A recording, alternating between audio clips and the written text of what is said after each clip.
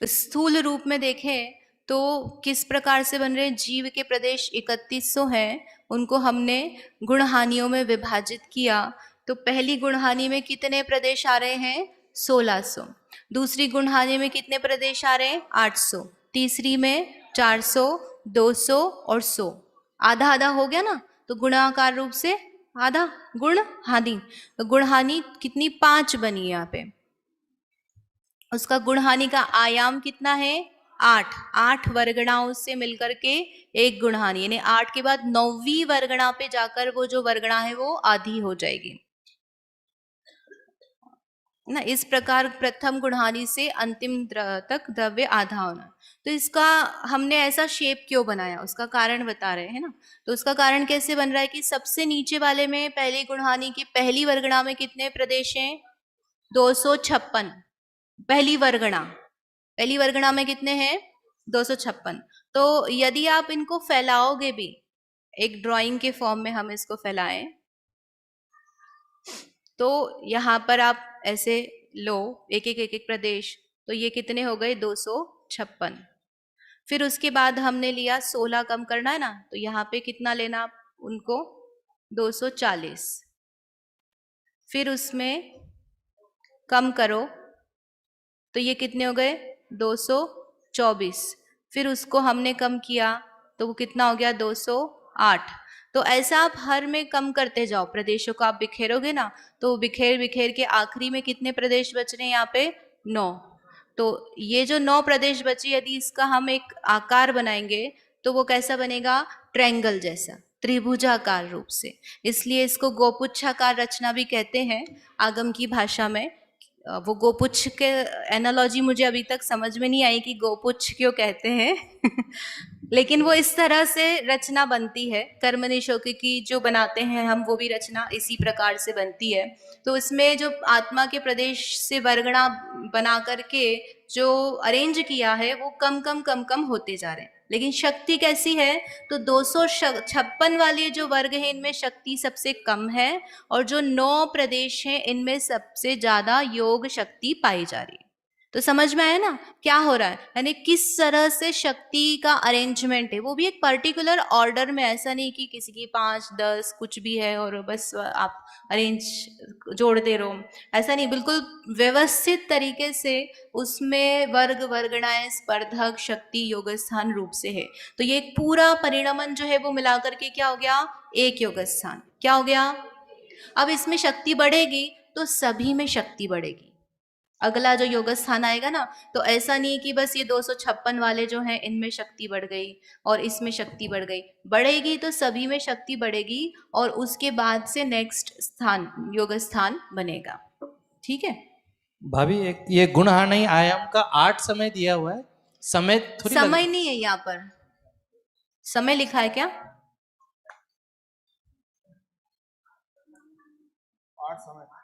8 समय नहीं, वो हमने कॉपी पेस्ट किया ना, उसको समय को आप करेक्ट कर लो। 8 वर्गणाएं हैं यहाँ पर। क्या ले रहे हैं हम? 8 वर्गणाओं के समूह का नाम एक गुणहानि है। तो 8 वर्गणा कर लेना आप समय की जगह।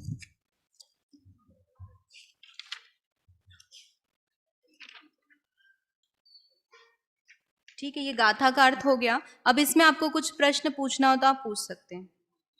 यहाँ तक है।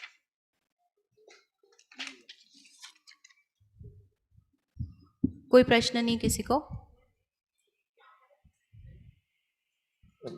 एक प्रश्न था इसमें, जो जघन्य वर्गणा का जो परिमाण निकाला ना प्रदेशों का, तो उसमें कहा कि सर्वद्रव्य डिवाइडेड बाय 1.5 गुणहानि।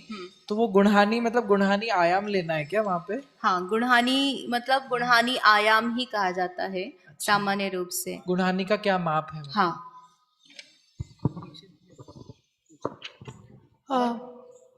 एक प्रश्न है, आप पूछिए।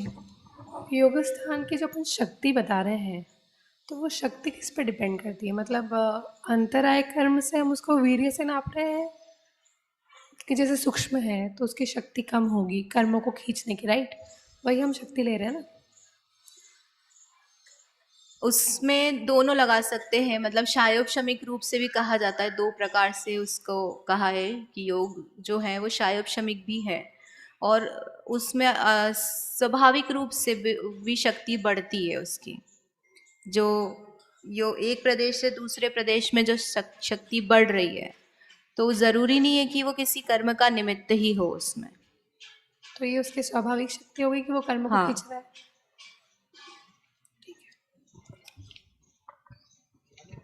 हेलो। हेलो। मेरा प्रश्न है कि एक गुणहानि में हमारे पास विभिन्न शक्तियों वाले सारी वर्गणाएं हैं। तो इससे हम मतलब एक गुणहानि में हमारे पास सारी अलग अलग टाइप की शक्तियां जो हैं वो सारी हैं, तो हम इससे क्या निकालना चाह रहे हैं बेसिकली?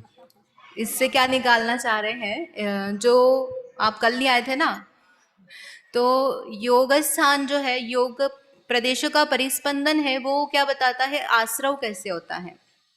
आश्रव कैसे होता है, आश्रव यानी कर्म का आना, आश्रव और बंध, तो वो आश्रव किस तरीके से हो रहा है, तो प्रदेश परिस्पंदन होगा तो कर्म वर्गणाएं आकर आत्म प्रदेशों से संबंध होंगी, प्रदेश बंद होगा, तो वो प्रदेश बंद कैसा होगा, किसके आधार से हो रहा है। हम बोल रहे हैं कि ठीक है हमारे भाव से कर्म आ रहे हैं, लेकिन क्या उसमें क्वांटिटी में कैसे अंतर कम ज़्यादा होगा, तो वो ये प्रदेश परिस्पंदन से अंतर आएगा। जितना ज़्यादा योग होगा उतने ज़्यादा कर्माण वर्गणाएं आकर के आत्मा से संबंध होगी, और जितना कम योग होगा उतने आत्मा से उतने कर्माण वर्गणाएं या कर्म प्रदेश आकर कम बंधेंगे, ऐसा उसका संबंध है।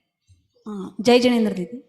सो एक योग स्थान का उदय बोलेंगे या क्या बोलेंगे, उसका समय कितना है, मतलब एक समय में एक योग स्थान होगा। हाँ, तो आश्रव का भी समय एक समय का होता है, तो हाँ। एक आश्रव में एक योग स्थान होगी। हाँ, तो ऐसा यूनिट है। एक समय में एक योग स्थान बन रहा है ना, तो एक आश्रव मतलब क्या, वो तो सारे आठों कर्मों का समूह रूप से एक समय प्रबद्ध हम ग्रहण करते हैं प्रति समय, है ना। औदारिक शरीर का अलग है, कर्माण शरीर का अलग है, तो वो एक समय प्रबद्ध एक समय में ग्रहण कर रहे हैं, फिर वो कर्मों में बढ़ जाता है। यहाँ हमने चार्ट में जो आखिरी गुणहानि का आखिरी वर्गणा ली है 9 संख्या, तो उसके बाद वो पूरा हो गया, क्योंकि एक से कम चय रख नहीं सकते। तो ऐसे जब एक से चय कम रख सकते हैं इसका मतलब नहीं है, हमारे आत्मा के प्रदेश पूरे हो गए 3100 थे ना, वो ठीक पूरे है। हो गए। तो जो ऐसे ही सिद्धांत में वो एंड वहीं करते हैं जहाँ पूरे प्रदेश कंप्लीट हो गए हैं, वहीं वो उसको उस रूप में पूरा डिवाइड होते उसमें हैं, ऐसा कुछ नहीं बनती कि है। वो चय इतना कम रह जाएगा या उससे कम नहीं हो नहीं, सकता। यहाँ पर तो हमारा गणित का एग्जाम्पल एक पर हाँ, आकर हाँ। खत्म हुआ है, हाँ, लेकिन हाँ। हम शक्ति देखो ना, अब हम कितनी ले रहे हैं, जो 256 वाला है उसमें एक्चुअल में जैसे जगन्य बोल रहे हैं हम, जी जगन्य में हमने कितने बताए, असंख्यात लोक प्रमाण अविभाग प्रतिच्छेद एक वर्ग में जी है, जी। तो आप उसको कम भी करते जाओगे तब भी वो उतने ही रहेंगे।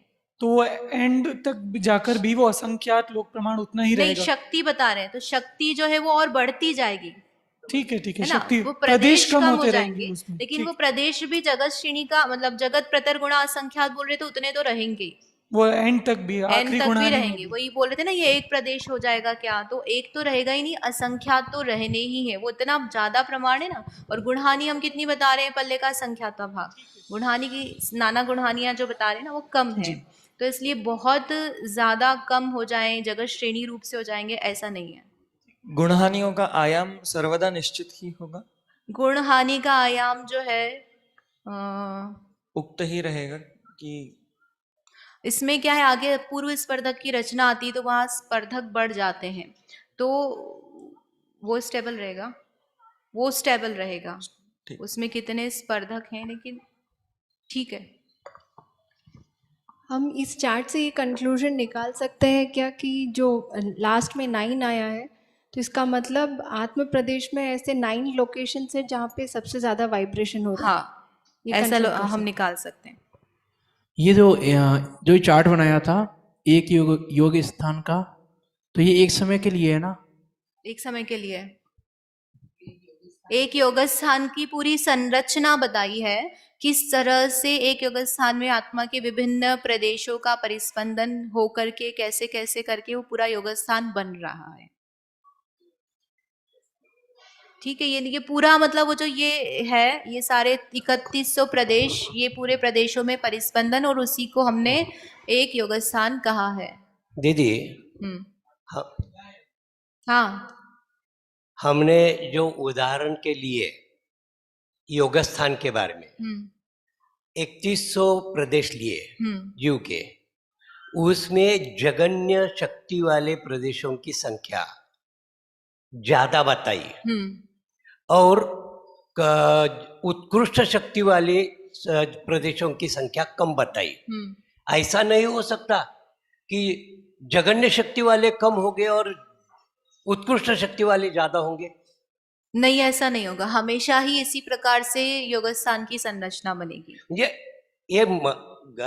एग्जाम्पल के लिए ऐसा लिया है या आगम में भगवंतों ने ही ऐसा जानकर बताया है, ऐसा कुछ कैसे ऐसा ही बताया है सिद्धांत। जो परिभाषाएं भी आप देखोगे ना, हाँ, तो ये सारी परिभाषाएं जो है इसी प्रकार से चल रही है। जो धवल जी की 10वीं पुस्तक है, अच्छा। उसमें भी सारा जो अर्थ संदृष्टि हाँ। और अंक संदृष्टि भी आप देखोगे तो इसी तरह से दी हुई है।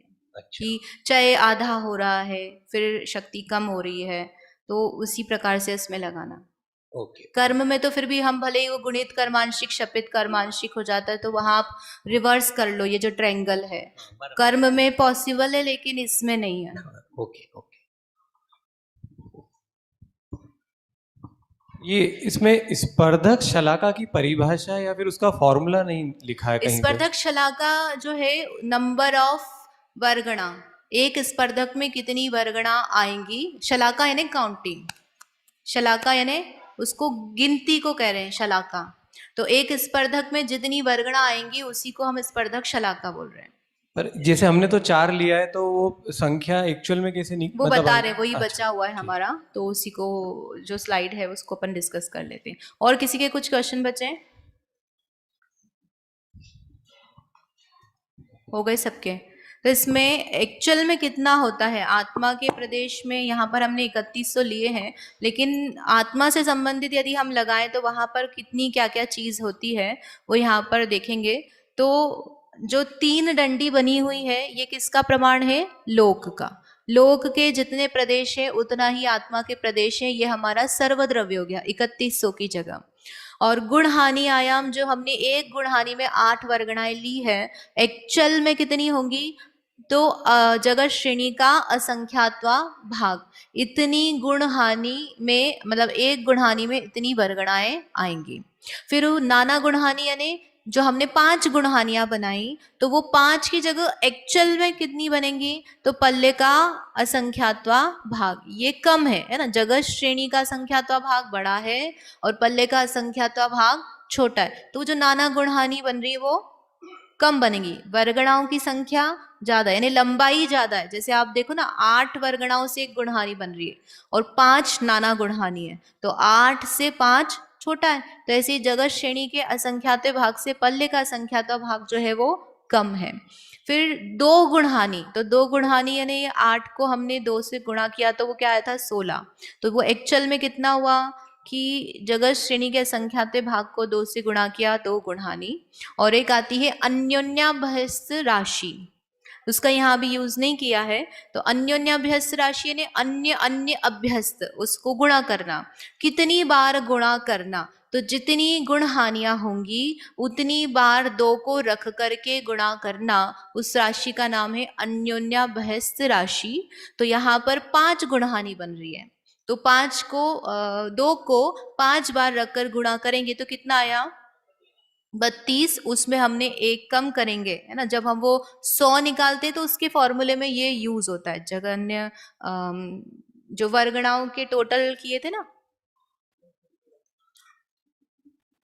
इसमें टेबल में यहाँ पर 1600, 800, 400, 200, 100, तो ये 100 जो है इस टोटल को निकालने के लिए फॉर्मूले में वो यूज होता है अन्योन्याभ्यस्त राशि। यहाँ पर हमने यूज नहीं किया है। आगे आएगा जब आपको, तब और समझ में आ जाएगा। बहुत ज्यादा हो सकता है आपको भाव भासना नहीं हुई है, लेकिन जैसे जैसे हम इसको आगे पढ़ते जाएंगे तो आपकी इसकी जो भाव भासना है वो बनेगी। अभी तो क्या है, क्या बताया हमने आपको? कैलकुलेशन बता दिया।